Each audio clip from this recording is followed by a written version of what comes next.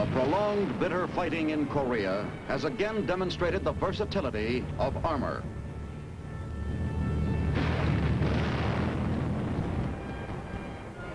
Working side by side with the rifleman, the soldier in the tank has written a new chapter in the history of warfare.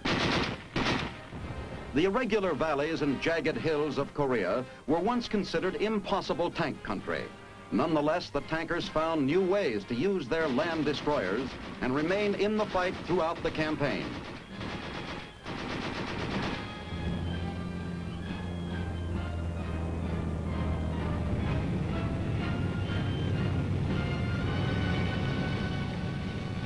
After overcoming many of nature's obstacles, tanks fulfilled a variety of missions. They were the short, hard punch of limited infantry attacks, destroying enemy machine guns and blasting enemy bunkers, which held up the advance of the UN foot soldier.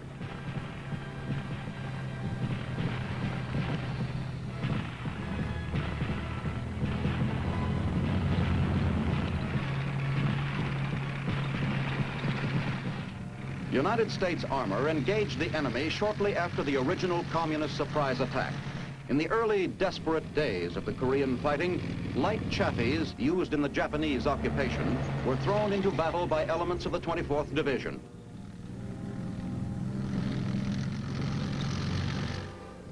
Tank-supported infantry defended the historic Pusan perimeter, a thin line around our last toehold in Korea.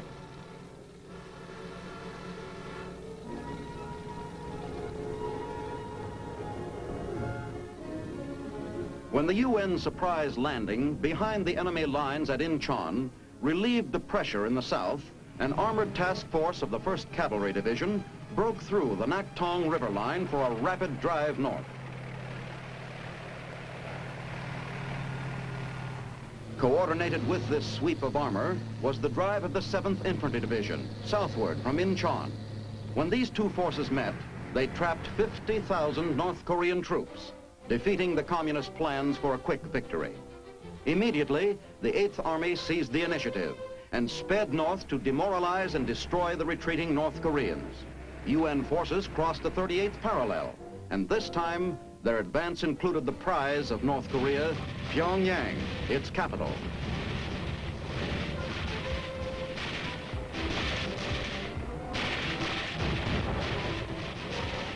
Even while American tankers were fighting their way into Pyongyang, Red forces retreating to Manchuria were being cut off 38 miles north of the town by paratroopers of the 187th Airborne Regiment.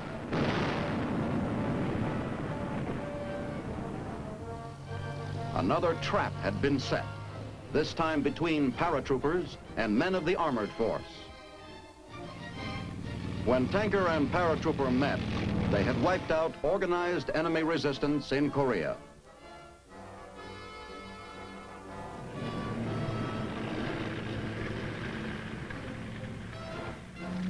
The Korean fighting was renewed with the entry of massive Red Chinese forces. In the many months of seesaw fighting which followed, 8th Army tanks backed up the infantry all along the battlefront.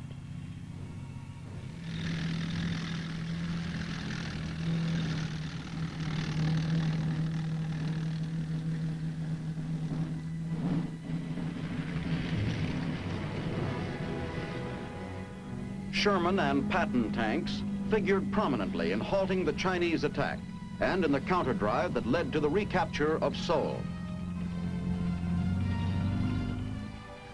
A tank infantry team was the first to recross the 38th parallel.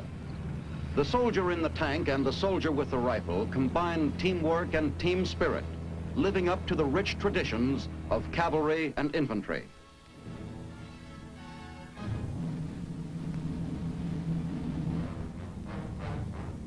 Here's a demonstration of how tanks and infantry fight.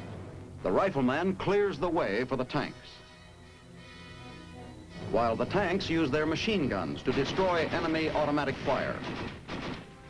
Despite the rugged Korean terrain, the tank has performed an endless variety of services. It has climbed up steep hills, cooperated with the Air Force in joint attacks, and provided accurate covering fire for infantry units engaged in probing enemy positions on high ground.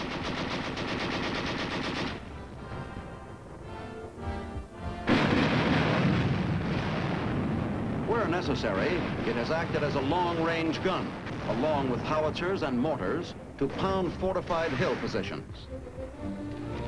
Modified, it has even built roads.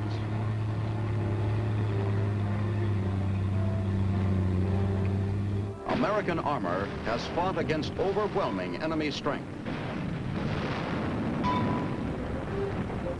The results were measured in enemy casualties and prisoners of war.